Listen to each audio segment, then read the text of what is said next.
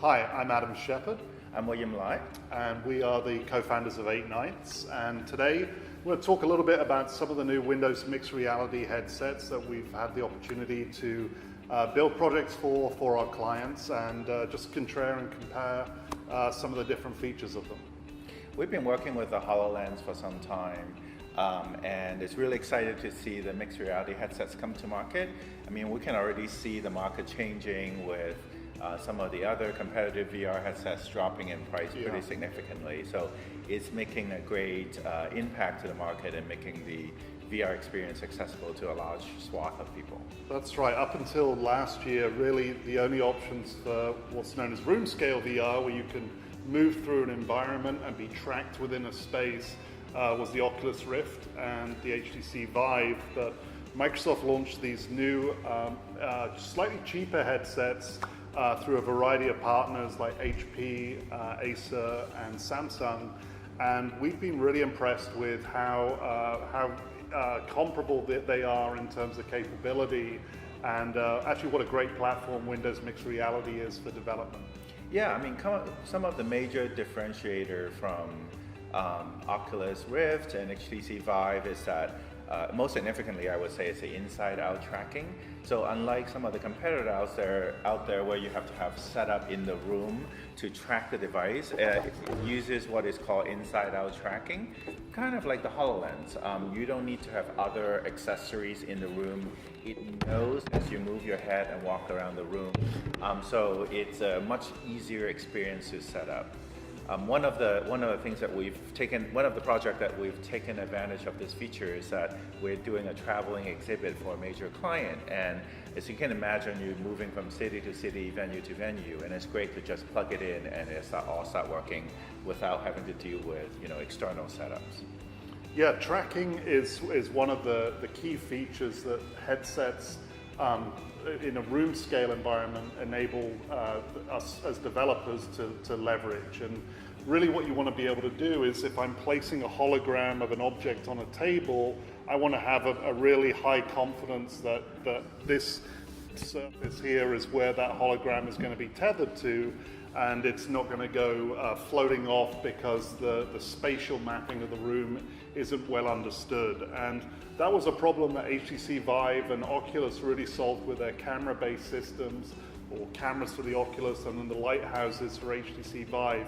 But these inbuilt inside-out tracking means you don't have to trail wires through a living room or a bedroom.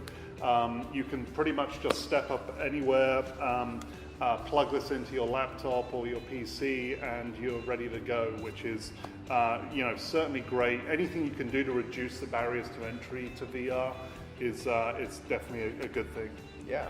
The other advantage of this mixed reality headsets system is that the PC requirements are much lower than the current generation of Oculus and HTC Vive. So you don't need to have a top-of-the-line gaming rig in order to run these. You can do it in a pretty reasonable specification. So again, that used to be one of the expense that you have to upgrade. You have to upgrade your gaming rig in order to get VR, and so now you can have that much more achievable in a lower budget level. Yeah. So let's look at some of the form factors here. We'll start off with the Acer, which is one of the lower priced offerings, but still a very effective headset. You kind of got this cool blue plastic shell, and a little bit of a foam kind of brow cushioning with a plastic strap around the rest of the head. It's not the most comfortable of the options, but in terms of overall kind of capability, it's pretty good. It doesn't have the largest field of view or largest screen. That's actually reserved for the Samsung that we'll look at a little bit later. But as a good entry-level offering, it's certainly a few $100s well spent. I think that's the current price point, although there's a lot of change going on with pricing across all the manufacturers. But this is a really great entry-level way to get into VR and experience it for the first time. And as somebody who has glasses, I really like the HP version of this. It has a pivoting mechanism, so I can don the headband first and then flip over my glasses. It fits super comfortably. And I think the other thing I really like about the Microsoft effort here is that there's a variety of vendors all doing slightly different design approaches, and so it really encourages the innovations and different experimentations about what works on a headset.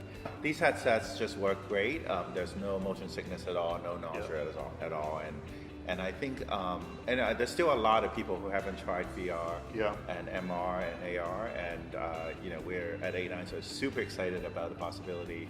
Really think it's the next giant leap forward in terms of user interface and interacting with the software, and we like it so much we bet the company on it.